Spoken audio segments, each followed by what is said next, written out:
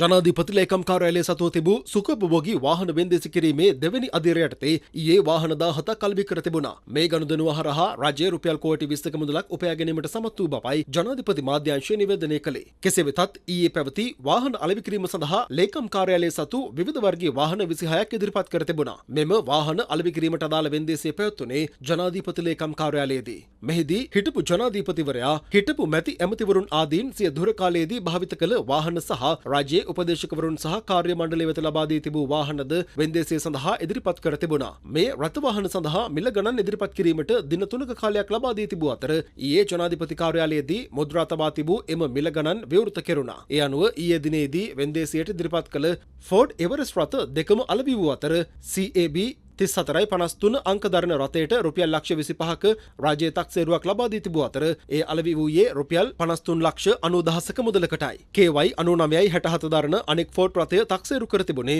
රුපියල් ලක්ෂ 19කටයි. එය රුපියල් 88 ලක්ෂයකට වෙන්දේසියේදී අලෙවි වුණා. රුපියල් ලක්ෂ 35කට තක්සේරු කර තිබූ KA 10.16 දරන Hyundai Terracan රථයට රුපියල් 37 ලක්ෂ 88,999ක ලන්සුවක් ලැබී තිබුණා. CAP 98.28 දරන Land Rover ඩිස්කවරි වර්ගයේ මෝටර රථය සඳහා රුපියල් 2 කෝටි 50 ලක්ෂයක තක්සේරුවක් ලබා දී තිබූ අතර ඒ අලෙවි වූයේ රුපියල් 2 කෝටි 71 ලක්ෂයක මුදලකටයි. GP 45.99 ලියාපදිංචි අංකය දැරූ Mitsubishi Montero වර්ගයේ ජීප් රථය සඳහා රුපියල් ලක්ෂ 50ක තක්සේරුවක් ලබා දී තිබූ අතර ඒ රුපියල් 85 ලක්ෂ 22,500කට අලෙවි වුණා.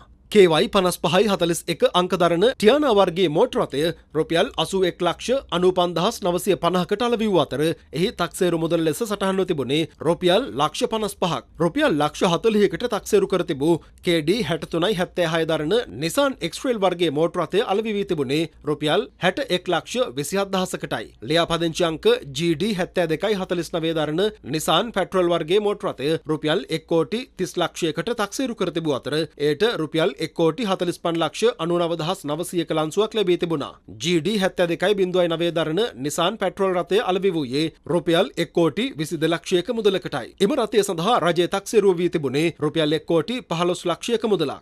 පසුගිය සමයේ මහත් කතාබහට ලක් වූ කොළඹ හිටපු පුරපතනිය වූ රෝසී සේනානායක මහත්මිය භාවිත කළ KW 62.35 ලියාපදිංචි අංක දරන Porsche Cayenne වර්ගයේ මෝටර රථය තක්සේරු කර තිබුණේ රුපියල් 1 කෝටි 35 ලක්ෂයක මුදලකටයි. ඒ සඳහා 1 කෝටි 36 ලක්ෂ 10,000ක ලන්සුවක් ලැබී තිබුණා. ලියාපදිංචි අංක CAC 44.93 දරන Ssangyong Rexton වර්ගයේ ජීප් රථය සඳහා වෙන්දේසියේදී රුපියල් 94 ලක්ෂ 75,000ක ලන්සුවක් ලැබී තිබූ අතර එය තක්සේරු කර තිබුණේ රුපියල් 83 ලක්ෂයක මුදලකටයි. මෙම වෙන්දේසිය සඳහා ඉදිරිපත් කර තිබූ CAC 45.02 අංක දරන තවත් Ssangyong Rexton වර්ගයේ ජීප් රථයක් රුපියල් 96 ලක්ෂ 76,000කට අලෙවි වුණා. ඒ සඳහා රජයේ තක්සේරු කරු ලබා දී තිබුණේ රුපියල් 85 ලක්ෂයක තක්සේරුවක්. KJ 0642 ලියාපදිංචි අංකය දරන Ssangyong Rexton වර්ගයේ ජීප් රථය ඊයේ දිනේදී අලෙවි වූයේ රුපියල් 50 ලක්ෂ 10,000ක මුදලකටයි. එහි තක්සේරු වටිනාකම ලෙස සටහන් වී තිබුණේ රුපියල් ලක්ෂ 40ක්.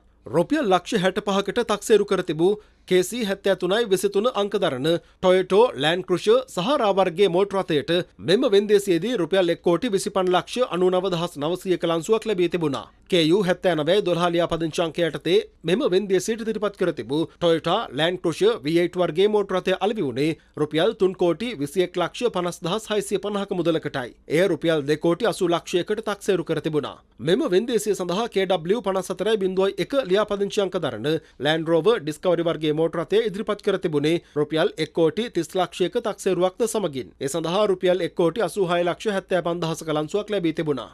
මෙම වෙන්දේසිය සඳහා ලියාපදිංචි අංක 61.5 දරන Mitsubishi Rosa වර්ගයේ බස් රථයක් ඉදිරිපත් කර තිබුණේ රුපියල් ලක්ෂ 22ක තක්සේරුවක් සමගින්. එය වෙන්දේසියේදී රුපියල් 41 ලක්ෂ 67,350කට අලෙවි වුණා. ජනාධිපති ලේකම් කාර්යාලය පවසන්නේ මෙම වෙන්දේසිය හරහා රුපියල් 15 කෝටි 59 ලක්ෂයක මුදලක් උපයා ගැනීමට සැලසුම් කර තිබූ බවයි.